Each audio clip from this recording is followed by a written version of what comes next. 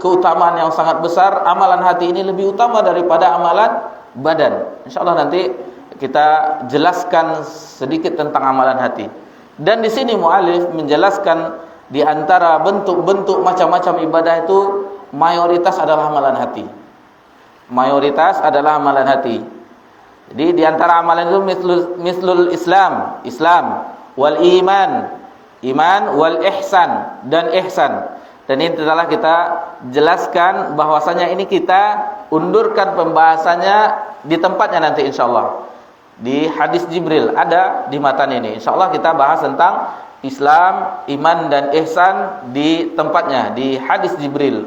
Yang mana Jibril datang untuk mengajarkan Nabi dan para sahabat ketika itu khususnya dan kepada kita seluruh umat Nabi Muhammad SAW tentang apa itu Islam, iman dan ihsan. Wa minha du'a, dan di antaranya doa. Wal khauf, rasa takut, war raja, rasa harap, wa tawakkul, tawakal, war raghbah.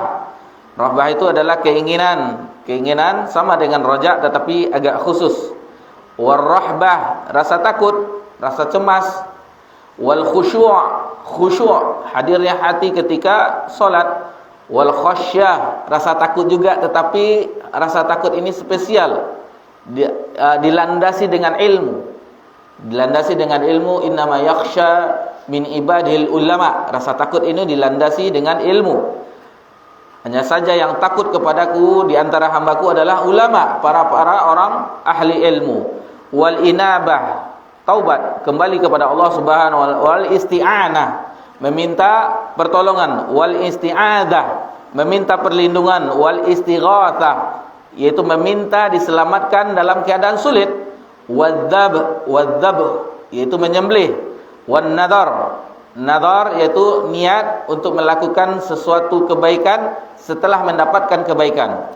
Ini telah kita singgung di pekan yang lalu secara ringkas. Wa ghairu dzalika min anwa'il ibadati allati amara Allah biha, dan segala sesuatu yang ini cuman misalnya, contoh-contohnya dari macam-macam ibadah yang mana kita diperintahkan Allah untuk beribadah kepadanya.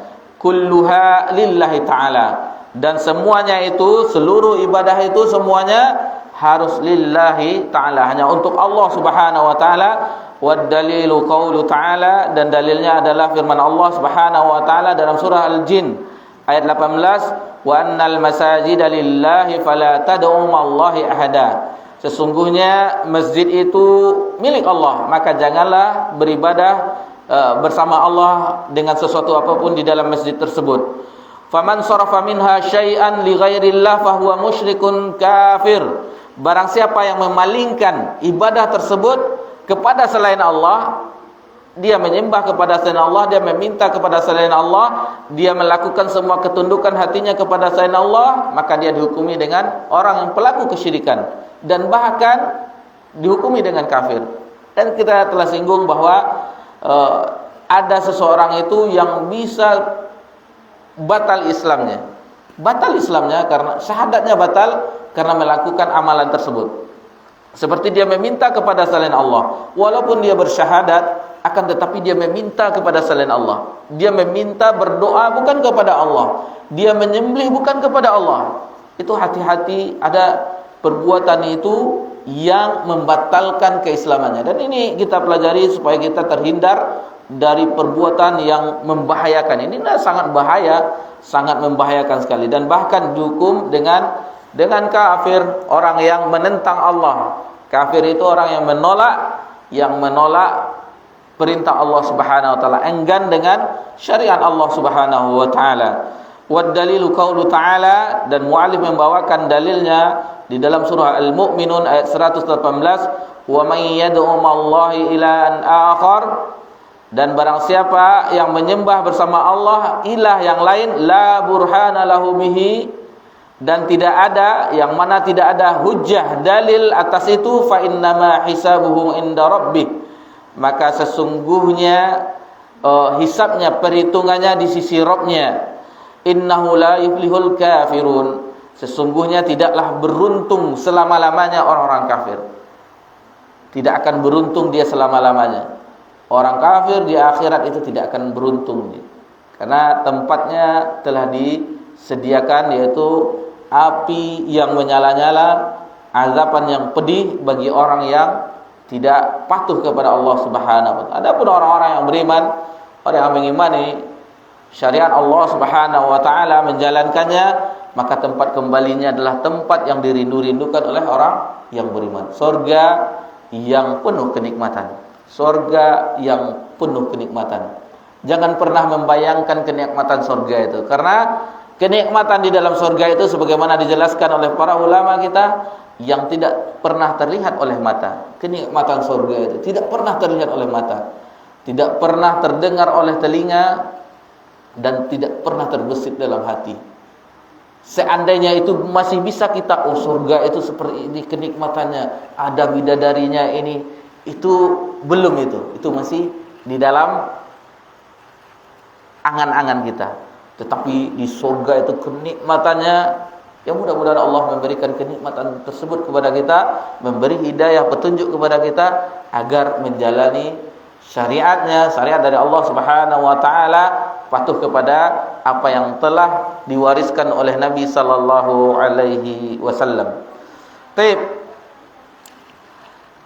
Jamaah yang semoga dirahmati oleh Allah Subhanahu wa taala, kita lanjutkan wa fil hadits Abu Sa'id. Wa fil hadis, tentang doa saja sampai surat Ghafir ayat 60.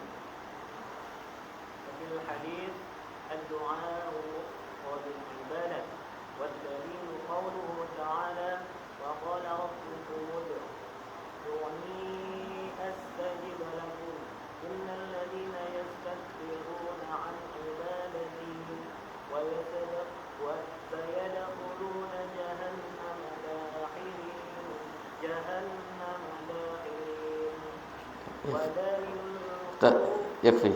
Kita membahas doa dulu. Di sini mualif melanjutkan wa fil hadis.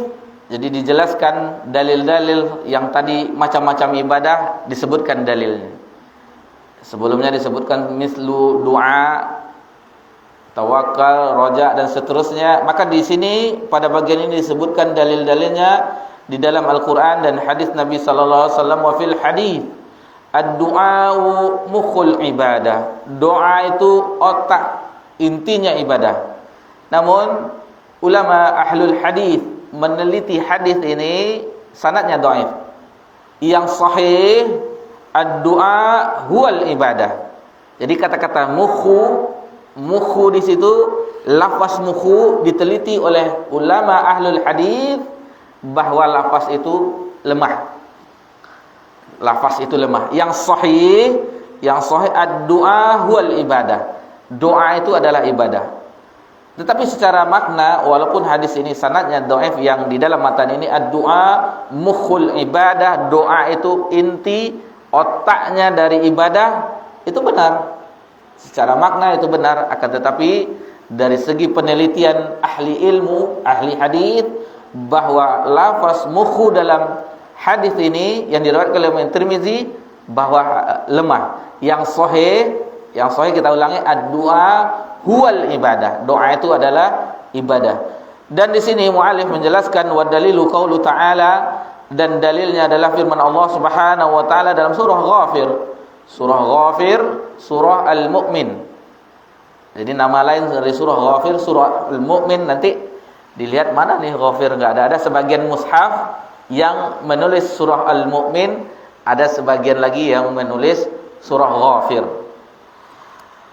Wa qala rabbukum ud'uni, dan Rabbmu berfirman, ud'uni, berdoalah kepadaku, memintalah kepadaku, astajib lakum, maka akan diperkenankan, akan dikabulkan doamu.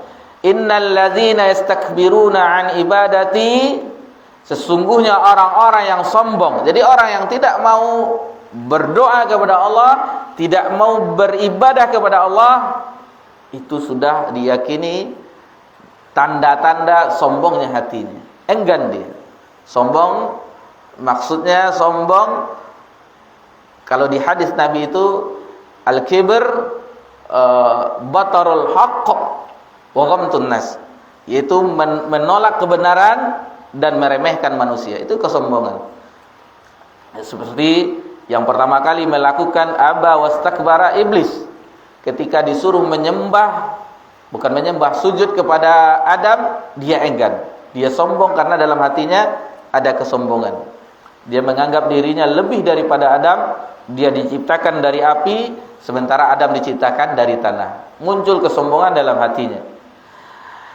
Lalu orang-orang yang sombong tersebut, maka sayadkhuluna jahannama dakhirin, maka dia akan dimasukkan ke dalam jahanam dalam keadaan hina dina.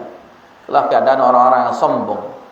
Maksudnya orang yang menolak kebenaran. Allah turunkan Al-Quran, firman-Nya agar diimani. Apa yang ada di dalamnya, maka amalkan. Apa yang ada di dalamnya berupa perintah, amalkan.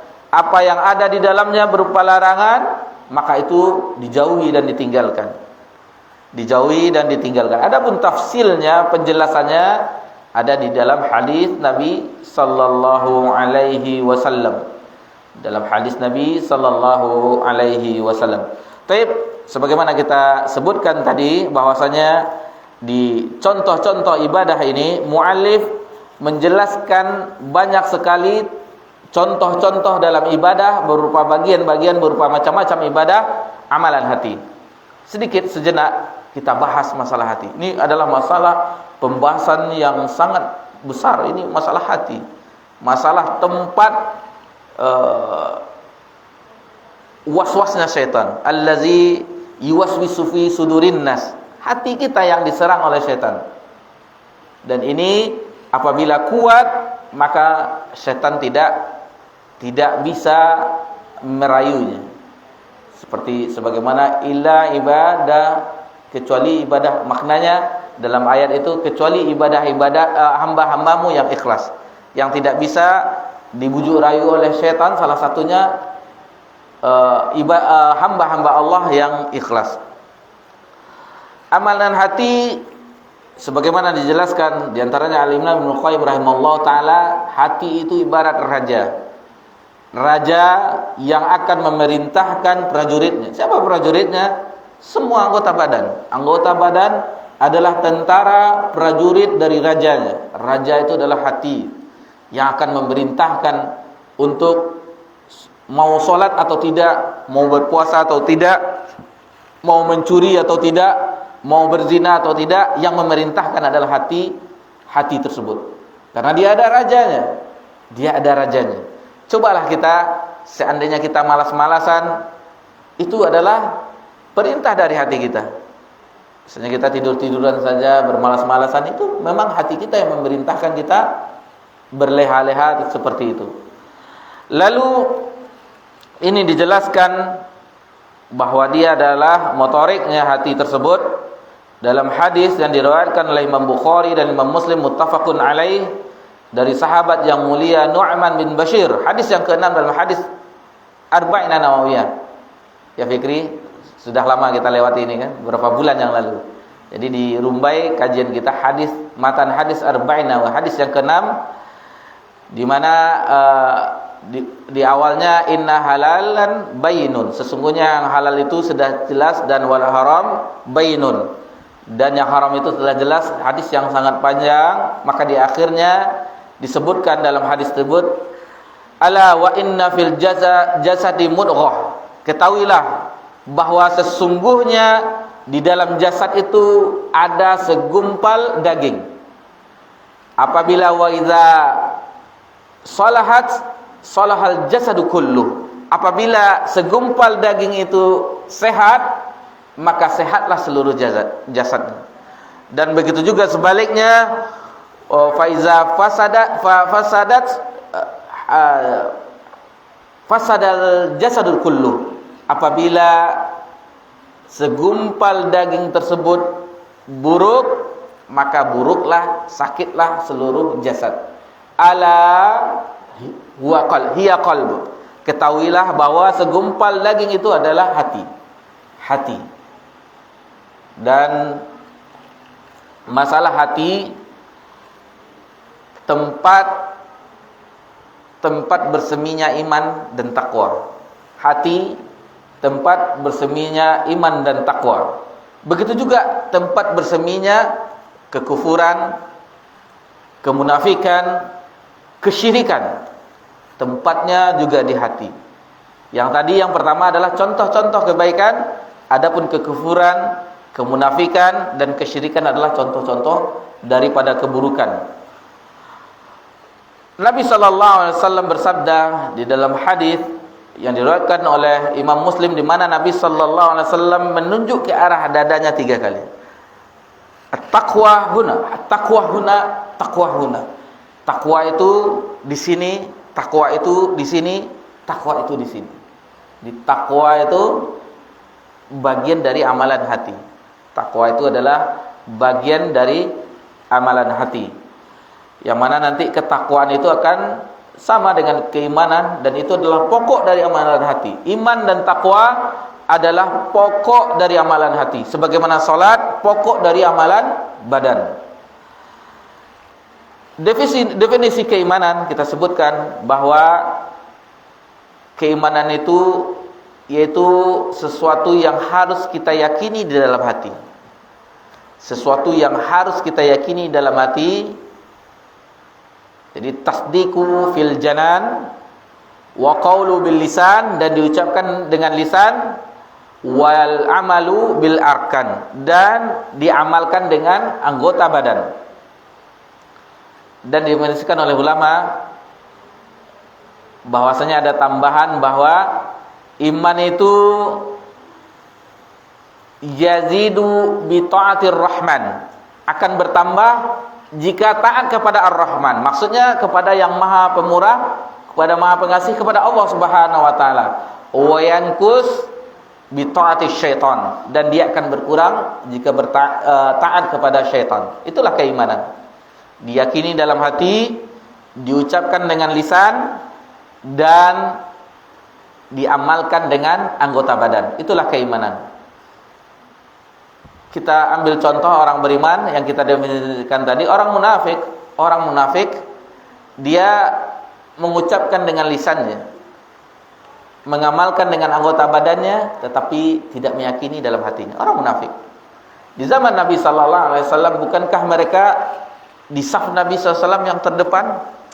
Bukankah mereka ikut perang bersama Nabi? Akan tetapi hatinya benci kepada syariat Nabi Muhammad SAW.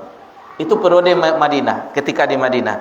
Sebelumnya di Mekah, golongannya itu cuma 2. Ada orang beriman dan ada orang kafir, kafir Quraisy. Dan di Madinah terbagi 3. Ada orang beriman, ada orang kafir yang betul-betul kafir. Akhirnya mereka di antara kaum ahlul kitab, akhirnya mereka diusir dari Madinah dan pergi ke Khaybar dan ke pinggir-pinggiran lainnya. Dan orang munafik. Dan orang munafik ini sangat berbahaya. Itu makanya tempatnya di keraknya neraka. Tempatnya di keraknya neraka. Neraka jahanam yang paling bawahnya. Karena dia menampakkan ketaatan, menampakkan lisannya, bahkan dia menyanjung Nabi SAW. Kalau berbicara, inilah Nabi kita, ini yang begini utusan Allah Subhanahu wa taala. Akan tapi kalau dia telah berkumpul dengan sesamanya, maka tidak ada isi obrolannya kecuali membenci Islam. Itu tentang keimanan. Dan begitu juga dengan harus ada amal perbuatan. Contoh iblis laknatullah alaih, bukankah dia mengimani Allah Subhanahu wa taala?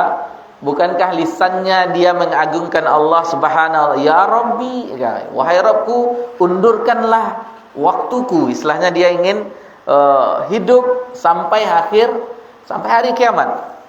Masih tetapi dia tidak patuh dengan amalan disuruh sujud kepada Adam oleh Rabbul Alamin, Allah Subhanahu wa ta'ala yang memerintahkan untuk sujud kepada Adam, tetapi dia tidak mau. Lalu begitu juga harus ada ucapan. Bukankah Abu Thalib paman Nabi meyakini kebenaran syariat yang dibawa oleh ponaannya Nabi Muhammad SAW. Bahkan dengan tindakannya dia melindungi Nabi SAW dari keburukan-keburukan orang kafir Quraisy. Akan tetapi lisannya tidak pernah bersyahadat kepada Allah Subhanahu wa taala. Jadi harus ada keyakinan dalam hati, harus ada ucapan dengan lisan, dan harus ada perbuatan dengan anggota badan. Itulah keimanan, mencakup semuanya. Baik. Dari sini nanti dari iman tersebut akan terucap kalimat syahadat dari lisan, kemudian diamalkan hati berupa nanti akan muncul, telah kita singgung, mahabbah, khauf, dan raja. Jadi kita ulang lagi kajian kita pekan yang lalu. Ibadah itu ada dua syaratnya, yaitu ikhlas karena Allah Subhanahu wa taala. Yang kedua, mengikuti Nabi sallallahu alaihi wasallam.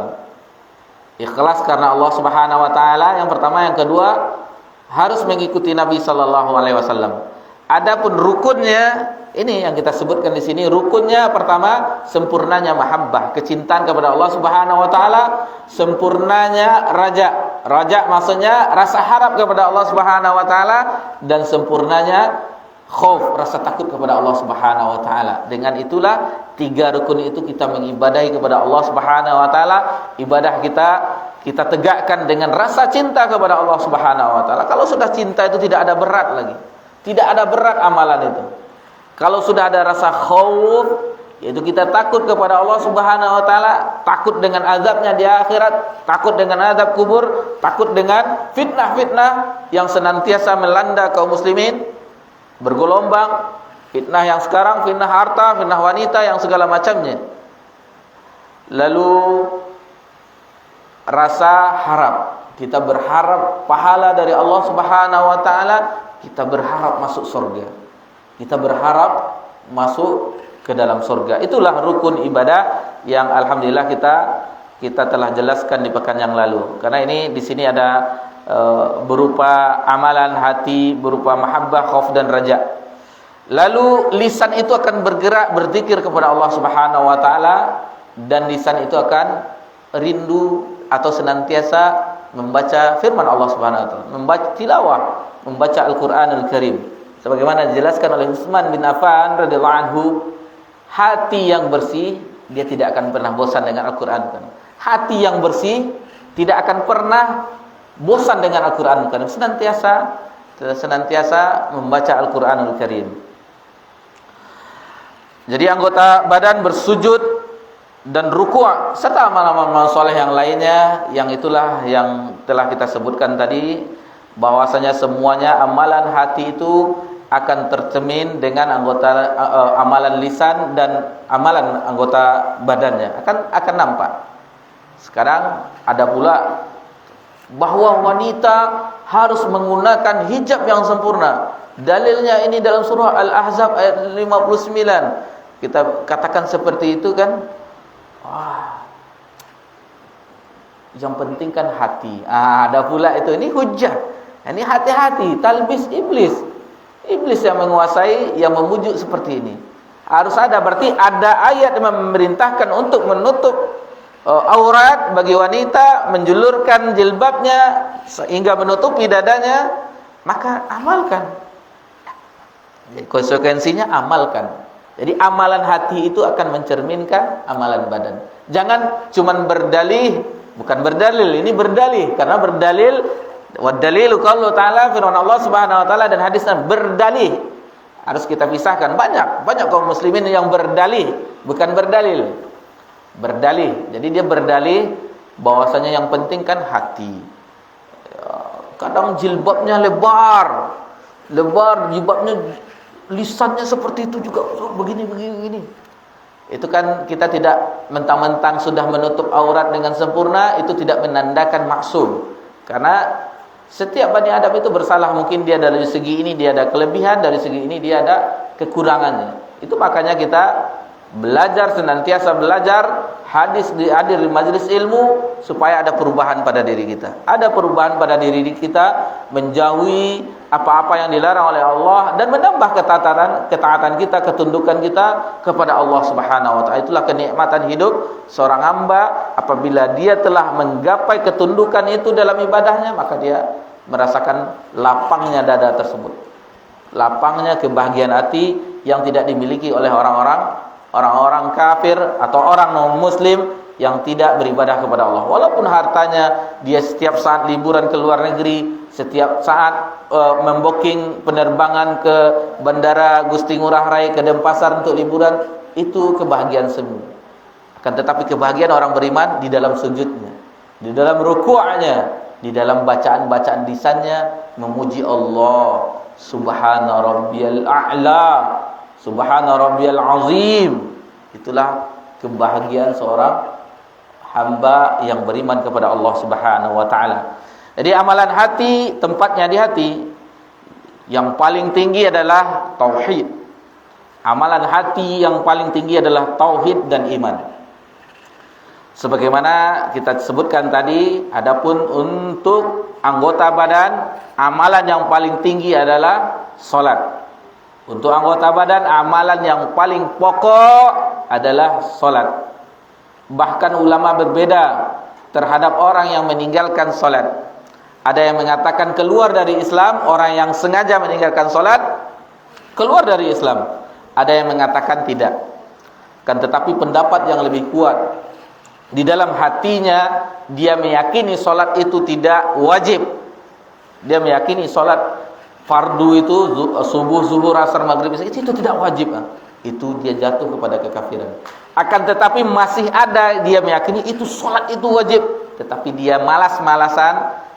Adapun salat tetapi tidak berjamaah, salat sendiri itu masih diterima, akan tetapi tidak sempurna. Karena solat yang paling baik terutama bagi laki-laki itu berjamaah bersama kaum muslimin di rumah-rumah Allah Subhanahu wa taala. Cobalah kita bayangkan logika kita di keuntungan dunia. As-salatul jamaati afdalu min salati fazzi bi 27 derajah. Salat berjamaah itu lebih baik daripada salat sendiri 27 derajat. Coba kita konversi dengan keuntungan duniawi. Salat sendiri kita mendapat 1 juta. Kalau salat berjamaah kita dapat 27 juta. Mana yang kita pilih? Itu baru juta, belum M lagi, belum T lagi. Nah, coba kita konversi keutamaan-keutamaan yang disebutkan oleh Nabi sallallahu alaihi wasallam dalam hadisnya ke keutamaan dunia. Ini akan memotivasi kita agar kita berusaha untuk salat bersama kaum muslimin berjamaah di waktunya. Sudah azan? Belum. Baik. Selanjutnya, sebagaimana amalan hati tersebut ada kebaikan, ada juga lawannya tauhid, lawannya syirik. Lalu begitu juga dengan jujur, dengan kemunafikan, orang-orang yang siddiq, orang-orang yang siddiqin, lawannya munafikin. Begitu juga dengan orang yang mukhlisin, orang-orang yang ikhlas, lawannya juga ada riya. Ada riya dan sum'ah. Dan amalan, seluruh amalan itu pokoknya tersebut, apapun amalannya, seperti niat itu di dalam hati. Innama a'malu bin niat, itu di dalam hati. Bahkan amalan hati tersebut yang membedakan salah satu ibadah dengan ibadah yang lainnya. Contoh salat subuh 2 rakaat, salat sunat kita 2 rakaat, sama-sama. Tetapi yang membedakan niatnya. Mandi janabah, mandi besar dengan mandi biasa sama-sama mengguyur air, tetapi yang membedakannya ini karena kita telah hadas besar, kita mandi besar, niat tadi. Niat tersebut. Jadi amalan hati lebih utama dan haruslah kita mempelajarinya. Walaupun dengan sedikit ini kita akan membuka wawasan kita, akan menerangi dada kita tentang pentingnya amalan hati tersebut. Lalu Nabi SAW bersabda yang diriwayatkan oleh Imam Muslim dalam sahihnya, "Innallaha la yanzuru ila suwarikum wa malukum." Sesungguhnya Allah tidak melihat kepada harta dan bentuk rupamu, walakin akan tetapi Allah melihat qulubukum wa a'malukum, melihat hatimu dan amalanmu. Jadi Allah tidak melihat kecantikan seseorang, melihat kegantengan seseorang, melihat harta seseorang. Allah tidak pandang itu. Akan tetapi Allah akan pandang hatinya, selamat, bersih tidak, tunduk tidak, khusyuk tidak, ada rasa cinta atau tidak, dan amalannya diiringi dengan amalan. Berkata Imam Hasan al-Basri, salah seorang ulama dari generasi tabi'in dan salah satu gurunya yang terkenal adalah Abdullah bin Abbas, dan dia adalah sering berkata Hasan al-Basri, di tafsir Ibnu Katsir akan kita jumpai. Qala al-Hasan, berkata Hasan, maksudnya Hasan al-Basri, kadza wa kadza wa kadza, dan dia nukilkan dari gurunya Abdullah bin Abbas. Dan begitu juga dengan ulama-ulama mufassirin lainnya, Mujahid, Muqatil bin Hayyan, As-Suddi, yang lainnya Qatadah, itu adalah ulama-ulama tafsir dari generasi tabi'in. Generasi tabi'in yang berguru kepada sahabat Nabi SAW dan tidak berjumpa dengan Nabi SAW. Dia pernah mengatakan, wallahi, demi Allah, sesungguhnya Abu Bakar radhiyallahu anhu tidak mendahului mereka para sahabat yang lainnya dengan amalan salat dan puasa. Akan tetapi yang mendahului Abu Bakar yaitu keimanan yang terukir di dalam hatinya. Itu yang mengungguli Abu Bakar radhiyallahu anhu dengan sahabat yang lain.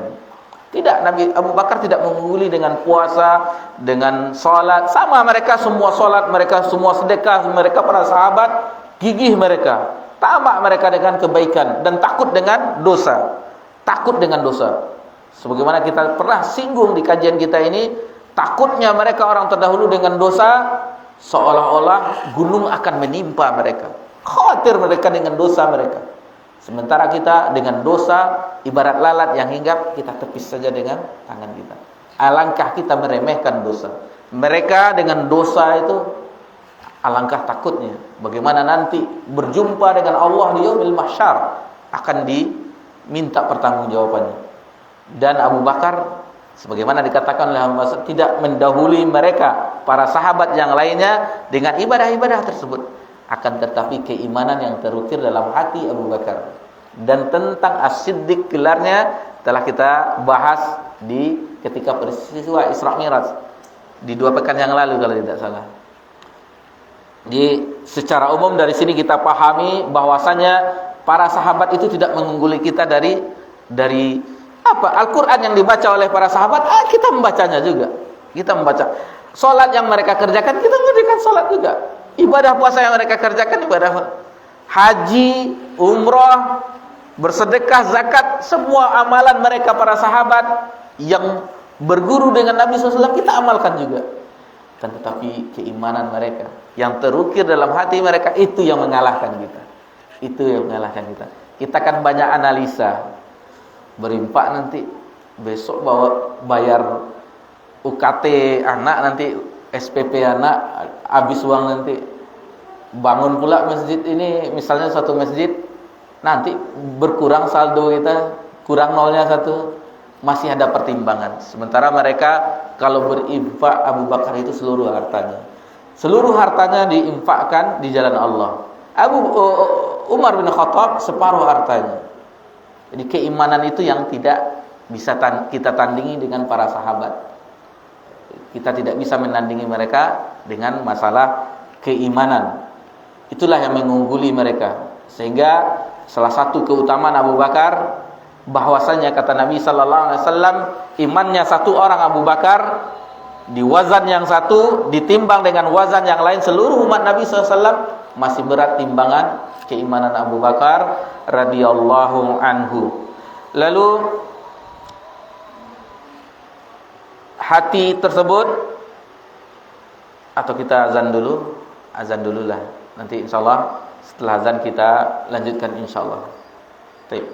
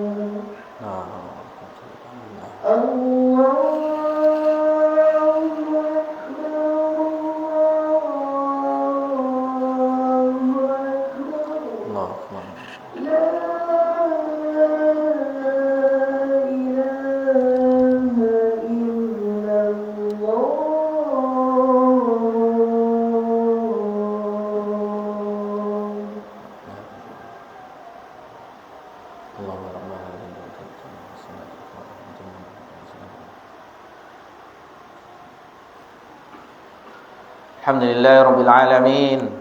Wassalatu wassalamu ala asyrafil anbiya'i wal mursalin wa ala alihi wa ashabihi ajma'in, amma ba'd. Selanjutnya pembahasan kita yaitu mengenai macam-macam hati. Macam-macam hati, bahwa hati itu terbagi atas 3, dijelaskan para ulama seperti Syekhul Islam, kemudian muridnya Al-Imam Ibnu Qayyim rahimahullah taala, dan para ulama setelahnya menukilkan pendapat mereka, para ulama terdahulu, bahwasanya hati itu terbagi atas 3. Pertama, hati yang sehat, hati yang salim, hati yang sehat, sebagaimana Allah Subhanahu wa taala berfirman, yauma la yanfa'u malu wala banun illa man atallaha biqalbin salim. Yang mana hari yang tidak bermanfaat harta dan anak laki-laki kecuali yang datang kepada Allah dengan hati yang selamat.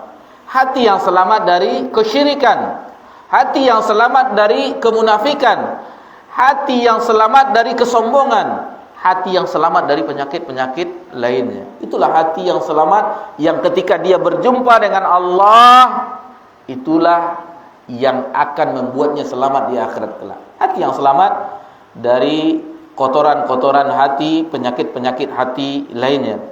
Yang kedua, kita secara ringkas saja karena pembahasan doa, kita belum masuk pembahasan doa. Karena ini amalan hati, tidak mungkin kita meninggalkannya, karena ini pembahasan yang sangat besar, pembahasan yang menentukan. Dan syahadatain, kalimat, 2 kalimat syahadat itu harus ada keyakinan dalam hati. Harus ada keyakinan di dalam hati, di dalamnya, yang harus terpatri dalam hati kita. Yang kedua, hati yang hati yang sakit. Sebagaimana hati-hati orang munafik dalam surah Al-Baqarah, fi qulubihim marad. Di dalam hati-hati mereka itu ada penyakit. Yang ketiga, hati yang mati. Jadi ada hati yang sehat, yang selamat, ada hati yang sakit, dan ada hati yang mati. Sebagaimana sabda Nabi sallallahu alaihi wasallam yang diriwayatkan oleh Imam Tirmizi, wala tuksirud dhahik. Janganlah kamu banyak tertawa. Fa inna kasratad dhahiki tumitul qalb. Karena dengan banyaknya tertawa akan mematikan hati. Sebagaimana sabda Nabi SAW, orang yang banyak tertawa, apalagi lucu-lucu yang berbohong, maka itu akan bisa mematikan hati. Jadi sekarang ini sudah dilanggar dengan komedi, lucu-lucuan, stand up komedi dan segala macam. Ini kebohongan yang membuat orang tertawa. Islam tidak membenarkan seperti itu. Adapun yang bisa membuat tertawa yaitu kebenaran, seperti Nabi sallallahu alaihi wasallam. Nabi sallallahu alaihi wasallam bercanda seperti dengan orang tua, nenek-nenek tua. Bagaimana dia bertanya kepada Nabi sallallahu alaihi wasallam, apakah dia masuk surga? Maka Nabi sallallahu alaihi wasallam mengatakan, nenek tua tidak ada masuk surga. Lalu menangislah dia, sedih dia. Lalu dikatakan oleh Nabi SAW, karena penduduk surga itu tidak, di surga orang penduduk surga tidak ada tua. Umurnya berkisar 33 tahun. Tidak ada yang tua di surga. Jadi bagi bapak yang sudah tua ubanan, insya Allah nanti jadi penduduk surga muda kembali. Gigi yang sudah mulai copot, ada lagi. Ya, jadi ini kenikmatan surga. Dan begitu juga dengan banyak yang istilahnya masalah onta. Nabi SAW mengatakan bahwa onta yang besar, anak onta, kata Nabi SAW. Nabi mencandainya bahwa dulu onta yang besar itu dulunya anak onta. Seperti kita dulu sebelum kita dewasa atau tua, dulunya kita memang kanak-kanak kecil. Jadi canda Nabi itu benar, canda Nabi itu benar, tidak berbohong seperti keadaan komedi-komedi sekarang, lawak-lawak lucu sekarang, stand up komedi yang berangkat dari kebohongan. Islam mengajarkan kejujuran meskipun di dalam bercanda. Itu tentang 3 pembagian hati: hati yang selamat, hati yang sehat, hati yang sakit, dan hati yang mati. Lalu keutamaan amalan hati ini dibandingkan dengan keutamaan dengan amalan badan, kita singkat saja. Yang pertama yaitu penyimpangan ibadah hati merusak amalan badan, seperti riya. Seperti riya, apabila ada riya dalam hati maka rusaklah amalan badan. Lalu amalan hati itu pokoknya sebagaimana hadis yang pertama tadi kita sebutkan, bahwa di dalam jasad itu ada segumpal darah. Apabila dia sehat maka sehatlah seluruh jasad, dan apabila dia sakit maka sakitlah seluruh jasad. Yang ketiga, amalan hati adalah salah satu faktor untuk meraih kedudukan yang tertinggi di surga, seperti takwa, zuhud, memaafkan. Itu adalah amalan hati semuanya. Dan pernah kita contohkan, seseorang itu mendapatkan, walaupun amalannya sama, mendapatkan ganjaran pahala yang berbeda-beda. Seseorang yang salat di belakang imam, sama-sama takbiratul ihramnya, sama-sama di saf yang pertama, akan tetapi mendapatkan pahala yang berbeda-beda. Yang satu khusyuk, yang satu tidak khusyuk. Yang satu menghadirkan hati, yang satu tidak, lalai. Jadi amalan itu, hati itu akan membedakan, akan meninggikan, dan bahkan mengurangi, bahkan tidak ada ganjaran sama sekali. Bahkan tidak ada ganjaran sama sekali, karena dia beramalan bukan untuk lillahi ta'ala, bukan untuk Allah subhanahu wa ta'ala. Dia beramal karena ingin dipuji orang. Itu tidak ada haba'an mansura. Amalannya itu ibarat debu yang bertebangan. Tidak ada ganjaran di sisi Allah subhanahu wa ta'ala. Ganjarannya di dunia. Apa itu ganjarannya? Dia dipuji oleh manusia.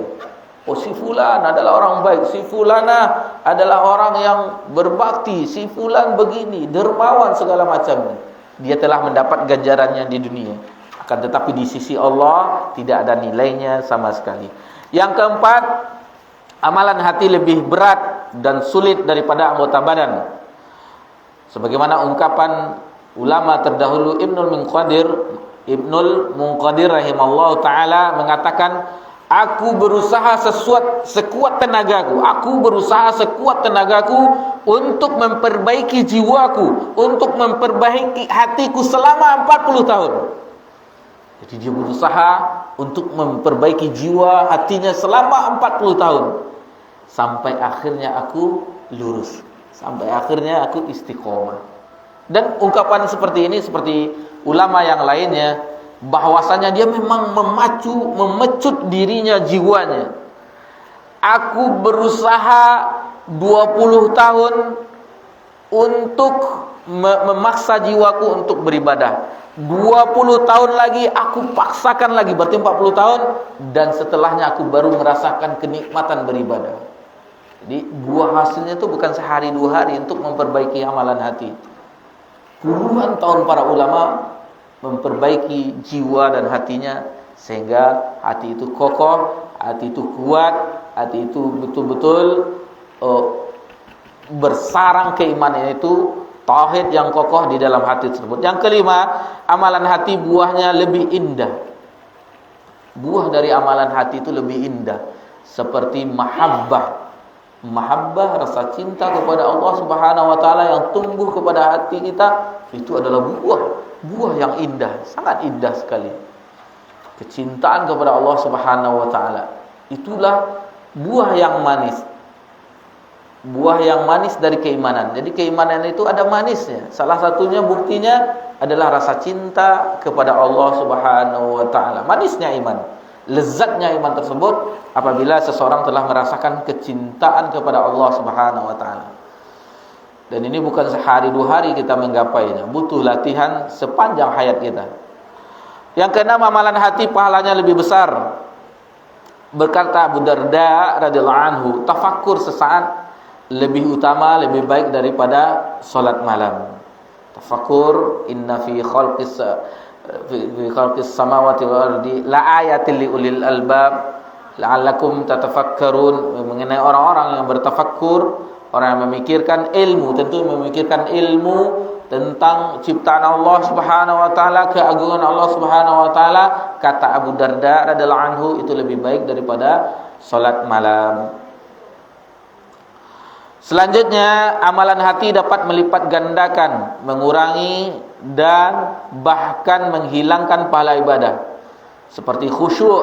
Kita jelaskan tadi, pernah kita singgung tadi barusan bahwa khusyuk, bedanya semakin khusyuk seseorang itu maka semakin besar ganjarannya. Dan begitu juga dengan riya, maka seseorang riya maka tidak ada balasan baginya. Amalan hati bisa menggantikan amalan badan. Seperti berniat untuk sedekah meskipun tidak punya harta, dia mendapatkan ganjaran. Hati, amalan hati. Ada sebuah hadis yang dikatakan yang kita teringat secara makna bahwa ada seseorang yang alim, orang yang mempunyai ilmu, dia dakwahkan, dia amalkan siang malam. Seseorang dia berniat supaya seperti yang tadi, tapi dia tidak mampu, dia mendapatkan pahala. Begitu juga dengan sedekah. Ada orang yang kaya dermawan menginfakkan hartanya siang dan malam, akan tetapi si A tidak mempunyai harta, tetapi dia berkeinginan dalam hatinya, ada azam yang kuat, seandainya saya punya kelebihan harta, saya juga melakukan itu, maka dia mendapatkan pahala. 1 dinar atau 1 rupiah pun hartanya tidak keluar, tetapi dia mendapatkan mendapatkan pahala.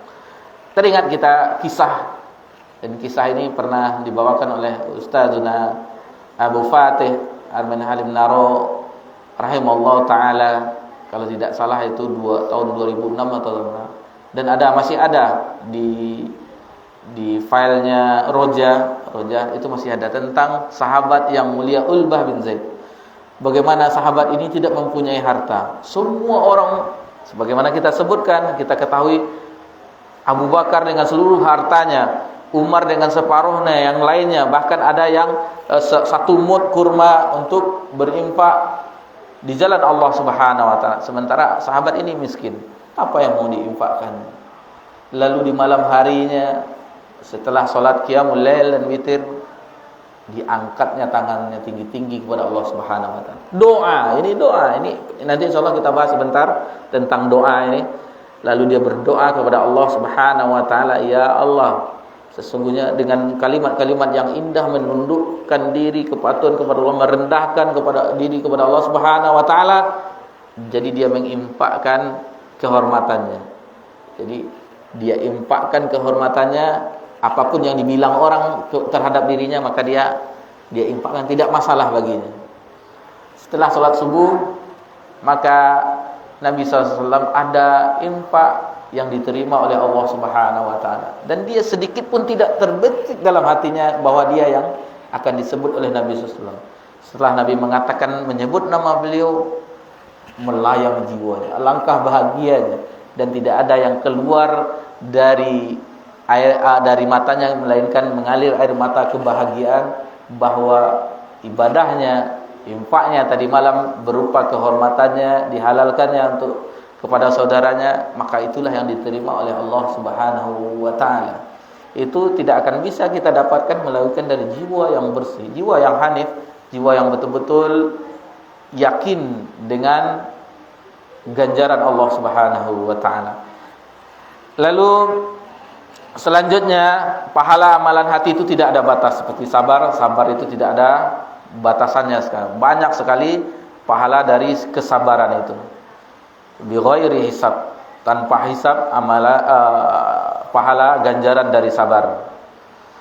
Lalu pahala amalan terus menerus, meskipun tidak diamalkan. Jadi bayangkan maha pengasihnya Allah Subhanahu wa taala, seseorang tidak beramal tetapi dapat pahala dengan niatnya tadi, dengan niat tadi. Allah berikan satu pahala. Dicatat oleh malaikat kebaikan satu pahala. Jika diamalkan maka dicatatkan 10 sampai berkali-kali lipat. Minimal 10 bagi yang mengamalkan amalan. Lalu amalan hati adalah sebelum dan saat. Jadi hati itu sebelum kita melakukan dan saat kita melakukan ibadah itu. Itulah amalan hati di saat amalan badan itu dilakukan. Bukan seperti setelah kita lakukan lalu kita berniat, bukan itu. Tapi sebelum dan ketika kita mengamalkannya, itulah amalan hati tersebut. Apakah amalan hati itu dilafazkan? Tidak. Tidak. Sebagaimana sebagian besar kaum muslimin di negeri kita ini pakai usolli atau nawaitu shauma ghadin, bulan puasa. Tidak. Cukup di dalam hati, karena amalan hati. Seandainya itu diucapkan, itu namanya amalan lisan. Karena amalan hati itu kesengajaan di dalam hati. Kita yakini bahwa kita mengamalkan itu, maka itulah niat. Tidak ada terniat dengan lisan saya, tidak ada, terniat dalam hati kita. Itu dari situ. Jadi kita hadirkan hati kita bahwa kita insyaallah nanti melakukan salat Isya, tidak pakai usolli pun tidak apa-apa. Sholli salatul Isya begini ini ada lillahi taala, tidak harus mesti seperti itu. Lalu kenapa seperti itu? Karena ulama menuntun kita seolah-olah lafaz niat itu seperti ini. Jadi itu tidak baku, tidak ada nasnya dari Nabi sallallahu alaihi wasallam. Tidak ada satupun hadis riwayat yang dikumpulkan oleh para ulama bahwa lafaz niat itu seperti ini dari Nabi sallallahu alaihi wasallam. Itu ulama menjelaskan kepada kita agar kita seolah-olah ini lafaznya, seperti itu saja. Baik. Lalu kita masuk ke pembahasan di dalam matan ini, doa. Doa artinya yaitu memperlihatkan sikap berserah diri dan merasa butuh kepada Allah Subhanahu wa taala. Itulah doa. Dan ini kita kembali ke matan.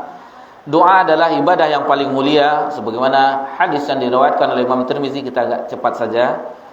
Yang penting poin-poinnya kita mendapatkannya. Adapun perinciannya, karena takutnya nanti pertemuan depan doa lagi kita bahas. Tidak beralih ke pembahasan yang lainnya. Dan ini juga diriwayatkan oleh Majah dan Ahmad dalam musnadnya, laisa syai'un akrama 'ala Allah taala minad du'a. Tidak ada sesuatu pun yang lebih mulia di sisi Allah melainkan daripada doa. Lalu Allah Subhanahu wa taala murka. Allah memurkai kepada orang yang tidak pernah berdoa kepada Allah Subhanahu wa taala. Seperti dalam ayat ini, orang yang sombong, orang yang tidak berdoa kepada Allah, innal ladzina yastakbiruna an ibadati, adalah orang yang sombong. Sebagaimana hadis yang diriwayatkan oleh Abu Hurairah, Abdurrahman bin Sakhar Ad-Dausi, sahabat yang paling banyak meriwayatkan hadis Nabi SAW, lebih dari 5.000 hadis diriwayatkan oleh Abu Hurairah. Yang diriwayatkan oleh Imam Tirmizi dalam sunannya, man lam yas'alullah ghadaballahu alaihi. Barang siapa yang tidak meminta kepada Allah, maka Allah marah. Jadi kalau tidak ada yang meminta kepada Allah, kita tidak minta, Allah marah pada kita. Berbeda dengan manusia. Kalau manusia meminta kepada kita, sering-sering marah kita.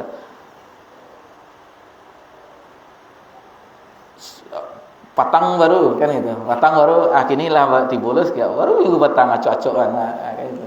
Marah kita orang sering-sering meminta. Tapi Allah suka terhadap hambanya yang senantiasa meminta kepadanya. Lalu doa mampu menolak takdir. Sebagaimana hadis diriwayatkan oleh Salman Al-Farisi radhiyallahu anhu, masih diriwayatkan oleh Imam Tirmizi, la yaruddu qada illa du'a. Tidak ada yang merubah takdir ketentuan Allah kecuali doa. Ini ada yang mengatakan bahwa ada sebabnya. Contoh, seseorang dia berdoa kepada Allah agar dihindarkan dari musibah, lalu Allah takdirkan dia terhindar dari musibah.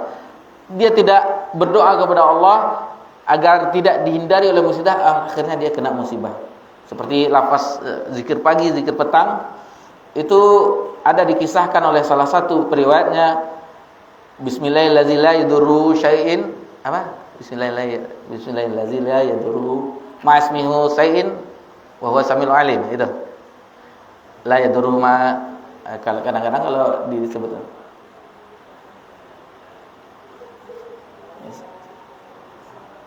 Jadi ketika dia tidak luput dengan zikir tersebut, padahal dia yang meriwayatkan hadis ini dari sahabat dari tabi'in, lalu dia pernah terkena penyakit, sesuatu musibah. Lalu dikatakan, bukankah seseorang yang melazimkan zikir itu Bismillahirrahmanirrahim la yadru ma'asmihu sain apa? Wala fis sama, itu dia lupa dia membaca zikir itu sehingga dia terkena musibah. Dan dia mengakuinya bahwa saya lupa membaca itu. Lalu bagaimana dengan kalau sudah ditakdirkan, untuk apa kita berdoa lagi? Dia ada sebabnya semuanya. Seperti kalau sudah kenyang, kita untuk apa makan lagi? Kita sudah ditakdirkan untuk kenyang, ngapain kita? Kalau sudah lepas dagang, untuk apa kita minum lagi? Dan kalau sudah ditakdirkan misalnya kita mempunyai keturunan, untuk apa nikah lagi? Kan harus ada sebab. Sebab kita memperoleh kenyang, kita makan dahulu. Sebab kita lepasnya dahaga, kita minum. Sebabnya kita memperoleh keturunan, ada sebabnya kita melakukan pernikahan. Begitu juga seseorang yang ingin merubah takdirnya, dia berdoa kepada Allah Subhanahu wa taala. Dan berubahnya takdir dia itu, orang yang berdoa tersebut, itu karena telah ditetapkan oleh Allah Subhanahu wa taala juga di Lauh Mahfuznya. Jadi ada yang catatan takdir oleh malaikat, seperti hadis yang keutamaan silaturahmi itu, barang siapa yang suka diluaskan rezekinya dan dipanjangkan umurnya, maka hendaklah dia bersilaturahmi. Dijelaskan oleh ulama bahwasanya ini adalah kiasan, katanya. Kiasan maksudnya ini tidak benar. Maksudnya itu bukan umurnya yang dipanjangkan, bukan hartanya yang ditambahkan, diluaskan, tetapi keberkahan, katanya. Ada yang mengatakan itu memang hakiki. Memang hakiki yang seperti kita sebutkan tadi, bahwasanya contoh sebenarnya umurnya 60 tahun. Akan tetapi karena dia berdoa, atau dia sebab di hadis tadi menyambung silaturahmi, maka yang di catatan malaikat dicoret, dijadikan 70 tahun misalnya. Dan yang 70 tahun ini sudah Allah tetapkan di Lauh Mahfuz, di catatan Allah yang terpiara. Itu maksud kata ulama menjelaskan tentang berubahnya takdir. Dengan doa takdir berubah, maksudnya takdir yang ada pada catatan malaikat. Adapun takdir yang ada di Lauh Mahfuz yang telah dituliskan 50.000 tahun sebelum diciptakan langit dan bumi, maka itu tetap keadaannya. Wallahu ta'ala a'lam. Lalu meninggalkan doa adalah orang yang paling lemah. Orang yang paling lemah sebagaimana orang yang tidak berselawat kepada Nabi SAW, orang yang bakhil, orang yang pelit, orang yang mendengar nama Nabi SAW lalu dia tidak berselawat, maka itulah orang bakhil. Begitu juga orang yang lemah adalah orang yang tidak berdoa kepada Allah Subhanahu wa taala. Begitu juga dengan senjatanya. Doa itu adalah senjata sijinul mukmin. Senjata orang beriman, senjata yang paling kuat.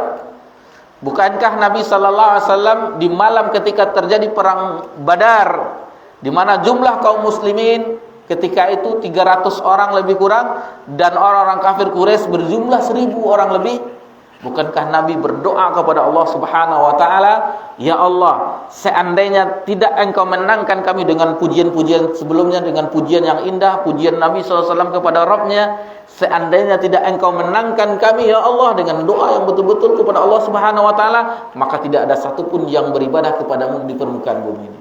Alhamdulillah Allah menangkan Nabi SAW dan para sahabat kaum mukminin ketika peristiwa perang Badar. Lalu berdoa ini adalah perintah Allah Subhanahu wa taala, di mana dalam surah Al-Baqarah setelah beberapa ayat dari ayat puasa, di ayat 186, wa iza salaka ibadi anni fa inni qarib, jika seandainya hamba-hambaku bertanya tentang aku, maka katakanlah aku dekat, ujibu da'watad da'i idza da'an, aku akan mengabulkan doa orang yang berdoa. Falyastajibu li wal yu'minu bi la'allahum yarshudun, maka akan aku kabulkan dan berimanlah, mudah-mudahan kamu mendapat petunjuk. Ini kalau dibaca tafsirnya alangkah sangat indahnya korelasi antara puasa dengan doa. Dan salah satu doa yang tidak ditolak oleh Allah Subhanahu wa taala adalah doa ketika orang safar, ketika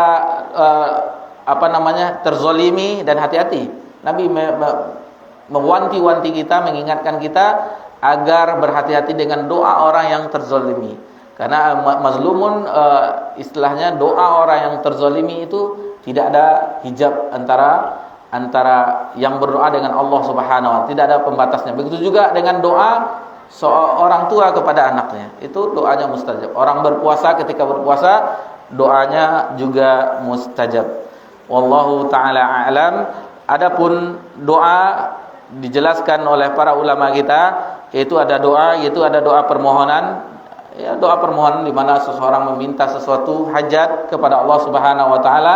Dan doa itu ada yang keduanya ibadah, yaitu bersangkutan dengan penyembahan terhadap zat yang diminta. Itu makanya doa yang tadi huwal ibadah. Doa itu adalah ibadah. Kita sebutkan secara cepat tentang adab-adab berdoa. Ada adab berdoa pertama ikhlas. Secara cepat saja poin-poinnya karena waktu. Mudah-mudahan dengan ini bermanfaat insyaallah. Yang kedua ta'awuz. Jadi kita sebelum berdoa itu mohon perlindungan, auzubillahi minasyaitan, lalu menyebut nama Allah, bismillahirrahmanirrahim, memuji Allah, alhamdulillahirabbil alamin. Setelah itu kita bersalawat. Yang ketiga bersalawat kepada Nabi sallallahu alaihi wasallam. Itu ada berdoa. Yang keempat, ketetapan hati dan kemauan bersungguh-sungguh terhadap doa kita itu. Bersungguh-sungguh kita berharap kepada Allah Subhanahu wa taala. Yang kelima, dengan hadirnya hati. Jadi betul-betul kita hadirkan hati kita, betul-betul kita bermohon kepada Allah Subhanahu wa taala. Janganlah kita istilahnya sudah banyak berdoa tergesa-gesa tapi belum dikabulkan Allah. Bisa jadi Allah tidak mengabulkannya dengan segera, menundanya, dan bisa jadi Allah mengabulkan doa itu dengan musibah. Sebagaimana misalnya ya Allah berilah saya 50 juta misalnya, akan tetapi Allah hindari kita dengan diselamatkan dari musibah. Seandainya misalnya kita tabrakan, biaya rumah sakitnya kalau tidak pakai BPJS 50 juta juga. Jadi dipalingkan dengan diselamatnya kita dari musibah. Dan bagi yang tidak Allah kabulkan di dunia, Allah akan kabulkan di akhirat. Bahkan kata orang-orang, dijelaskan oleh para ulama, orang-orang yang doa-doanya yang tidak dikabulkan Allah di dunia, seandainya saya lebih banyak berdoa lagi agar mendapat pahala yang besar di akhirat karena doa-doa yang tidak dikabulkan Allah ketika di dunia. Lalu berdoa ketika senang dan susah. Berdoa ketika senang dan susah. Lihatlah bagaimana hamba Allah Nabi Yunus alaihissalam mengingat Allah Subhanahu wa taala di dalam keadaan senang, lalu ketika dalam keadaan sulit, ketika berada di perut ikan paus, lalu Nabi Yunus alaihissalam berdoa, la ilaha illa anta subhanaka inni kuntu minaz zalimin. Allah selamatkan Nabi Yunus alaihi salam. Jadi tidak meminta kecuali kepada Allah. Yang ketujuh, adapun yang kedelapan, tidak boleh berdoa kecelakaan kepada keluarga. Tidak boleh. Tidak boleh berdoa tentang kecelakaan kepada keluarga, atau memaki-maki anak dengan anak begini, anak begitu. Tidak boleh. Doakanlah kebaikan kepada anak kita. Wahai soleh, wahai soleha, seperti itu. Jangan kita mengatakan anak ini, kita maki-maki anak kita, tidak. Khawatirnya nanti Allah kabulkan, maka anak kita itu menjadi anak yang celaka, seperti anak binatang, anak ini, wallah ini waliyazubillah, ini tidak boleh. Panggillah dia dengan kebaikan, panggillah dia dengan wahai penyejuk pandangan mataku, wahai yang soleh, wahai soleha. Dan kita pernah sebutkan bagaimana ulama-ulama terdahulu ibundanya mendoakan mereka. Pernah juga kita berikan contohnya Syekh Sudes, bagaimana dia waktu kecil didoakan oleh ibunya karena dia namanya anak-anak bermain begini-begini, sesuatu yang usil, maka didoakan oleh ibunya, mudah-mudahan engkau menjadi imam Masjidil Haram. Alhamdulillah doa ibunya terkabul, dia menjadi imam Masjidil Haram. Setelah itu merendahkan suara antara pelan dan keras ini ada dalam surah Al-A'raf ayat 55 kalau tidak salah ya. Yaitu dengan berdoa dengan suara lirih, tidak kuat-kuat. Yang ke-10 mengakui dosa, mohon ampun dan bersyukur atas nikmat. Kita akui seperti doa Sayyidul Istighfar itu kan kita mengakui doa kita. Pertama kita sanjung Allah, Allahumma anta rabbi la ilaha illa anta khalaqtani zalamtu nafsi, aku telah menzalimi diriku sendiri. Kita akui dosa kita kepada Allah Subhanahu wa taala. Jadi yang ke-11 tidak ada beban dalam berdoa, tidak ada beban kita dalam berdoa. Yang ke-12 mencurahkan pikiran, maksudnya khusyuk, betul-betul menghadirkan hati kepada Allah Subhanahu wa taala. Jangan sampai lalai hati kita berdoa. Tahulah kita apa yang diucapkan oleh lisan kita, yang hati kita menuju Allah Subhanahu wa taala. Yang ke-13 menolak kezaliman dengan taubat kepadanya. Kita bertaubat kepada Allah Subhanahu wa taala agar Allah menerima taubat kita dan mengabulkan permintaan-permintaan kita. Yang ke-14 mengulang-ulang doa sampai 3 kali. Jadi kita mengulang-ulang doa sampai 3 kali. Dan sebagaimana tentang keburukan tadi, Nabi sallallahu alaihi wasallam pernah diminta oleh sahabat melaknat orang-orang kafir, orang yang tidak mau beriman. Kata Nabi, sesungguhnya aku diutus bukan untuk menjadi pelaknat, akan tetapi aku diutus untuk menjadi rahmah. Jadi Nabi itu diutus untuk rahmatan lil alamin. Rahmatan lil alamin. Lalu berdoa dengan menghadap kiblat. Yang ke-16 mengangkat tangan, itu salah satu adab berdoa. Yang ke-17 dalam keadaan bersuci, berwudu. Ini dianjurkan, mustahab. Yang ke-18 beradab kepada Allah dengan penuh ketundukan. Lalu yang ke-19 itu berdoa kita pertama untuk diri kita, orang tua dan seluruh kaum muslimin. Allahumma ighfirli wali walidayya warhamma kama rabbayani wa li jami'il muslimina wal muslimat wal mu'minina wal ahya'i minhum wal amwat. Orang Islam laki-laki, perempuan, orang beriman laki-laki dan perempuan yang masih hidup dan yang telah tiada. Lalu bertawasul dengan yang syar'i. Kita bertawasul dengan yang syar'i, di antara dengan Asmaul Husna dan sifat-sifat Allah yang maha tinggi. Itu boleh. Misalnya, ya Razzaq, wahai yang maha memberi rezeki, berilah aku rezeki. Dan kita menyebut nama-nama Allah yang maha indah. Ya Ghafurur Rahim, wahai yang maha pengampun, ampunilah dosaku. Lalu dengan amal soleh, dan ini pernah tentang hadisnya orang yang terkurung di gua, batu besar menutup pintu gua. Salah satunya dia berdoa. Yang pertama dengan amal solehnya dia berbakti kepada orang tuanya, yang mana susu dari perasan kambingnya tidak diberikan kepada anaknya, melainkan yang pertama kepada kedua orang tuanya. Kemudian orang yang dia diajak untuk perbuatan tidak senonoh dengan wanita, dia takut kepada Allah lalu dia menghindarinya, bergeser batu itu. Lalu salah satunya doa dengan amal-amal soleh disebutkannya, lalu terbuka akhirnya mereka keluar dari gua tersebut, sebagaimana dijelaskan oleh Nabi sallallahu alaihi wasallam. Berdoa dengan amal soleh. Lalu berdoa dengan orang yang soleh yang masih hidup. Boleh kita meminta doa, misalnya kita yakini kesolehannya, ilmunya itu diamalkannya, lalu kita, ya ustadz atau syekh atau orang-orang yang ahli ilmu yang masih hidup, bukan kekuburannya. Ini harus kita luruskan, bukan ke kuburannya, tapi kepada orang yang masih hidup kita meminta, doakanlah saya supaya anak saya lulus di universitas ini atau dia berhasil begini. Itu boleh, karena dia sanggup melakukannya. Adapun orang yang di dalam kubur dia tidak sanggup lagi, sedangkan untuk pergi ke kuburannya diantar oleh kaum muslimin. Bagaimana dia sanggup mengabulkan doa? Sebagaimana kita saksikan seseorang meminta kepada kuburan, tidak ada syariat dari Rasul. Kita boleh meminta pada doa, misalnya saya minta, Pak doakan saya Pak Haji, anak saya nih sedang ujian akhir supaya dia lulus atau dia bisa begini dan segala macamnya, itu boleh kepada orang yang masih hidup.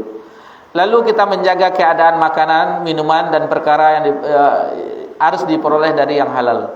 Dan ini ada juga di hadis Arba'in An-Nawawiyah, innallaha thayyib la yuqbalu illa thayyib. La yuqbalu illa thayyiba. Sesungguhnya Allah Maha baik dan tidak akan menerima kecuali yang baik-baik. Di akhir hadis itu dijelaskan bahwasannya seseorang yang dia dalam keadaan musafir, dalam keadaan kusut masai, lalu dalam keadaan meminta kepada Allah, ya Rabb, akan tetapi doanya tidak dikabulkan oleh Allah. Karena dia dari makanannya dari yang haram, minumannya dari yang haram, pakaiannya dari yang haram, maka tidak dikabulkan oleh Allah Subhanahu wa taala. Lalu berdoa tanpa memutuskan tali silaturahmi. Tidak boleh kita berdoa untuk memutus, saya tidak akan begini, tidak boleh, akan tetapi untuk menjalin silaturahmi. Lalu yang ke-23, keadaan dalam amar ma'ruf nahi munkar itu, dalam keadaan kita berdoa, itu salah satu faktor-faktor yang menyebabkan mustajabnya doa. Ada tempat-tempat yang mustajab dan waktu-waktu yang mustajab. Seperti tempat-tempat yang mustajab adalah di multazam, pokoknya di haramain, di dua tanah suci itu rata-rata mustajab. Di Arafah itu mustajab.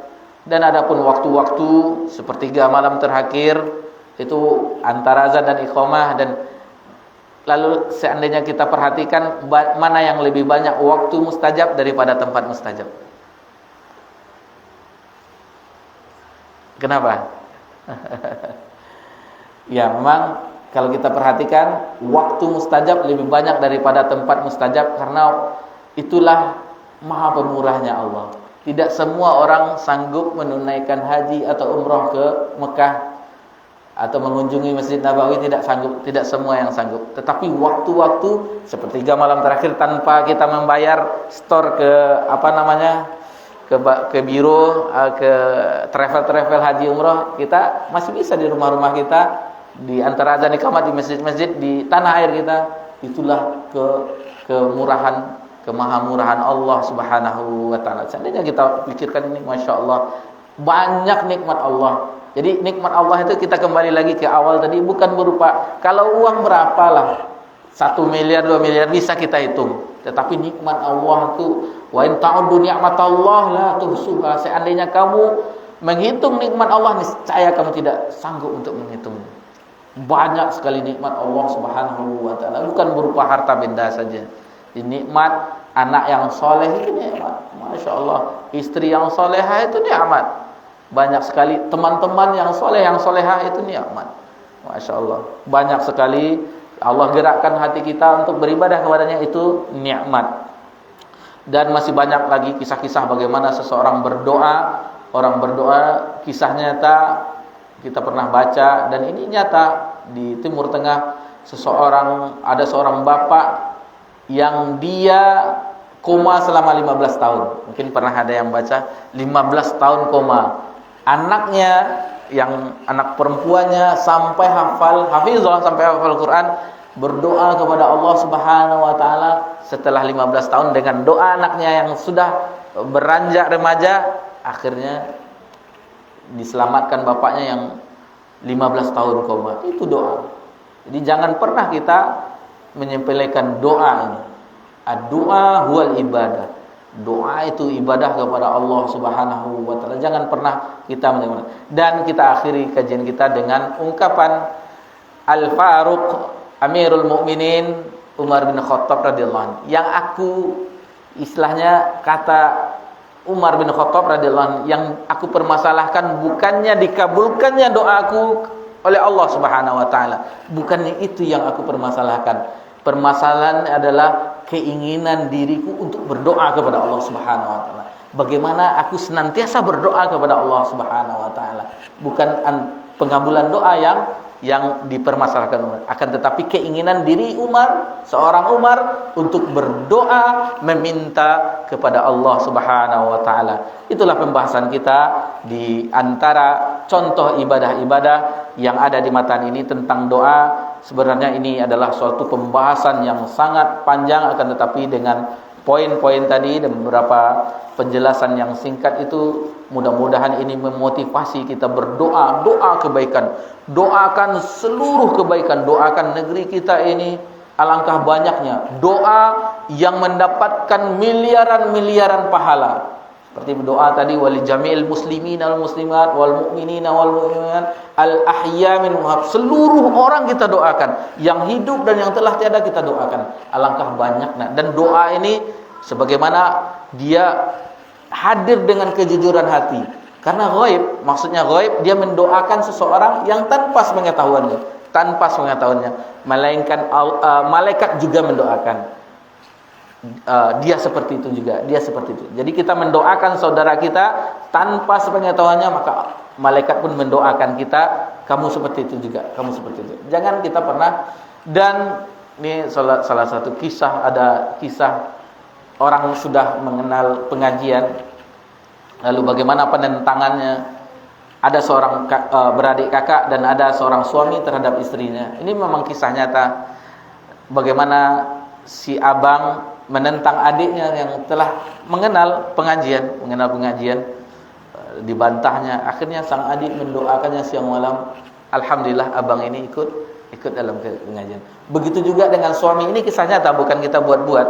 Dan pelakunya kita tahu, dan dia pun menceritakan kepada kita, 13 tahun lebih saya mendoakannya, akhirnya istri saya ikut pengajian. 13 tahun lebih.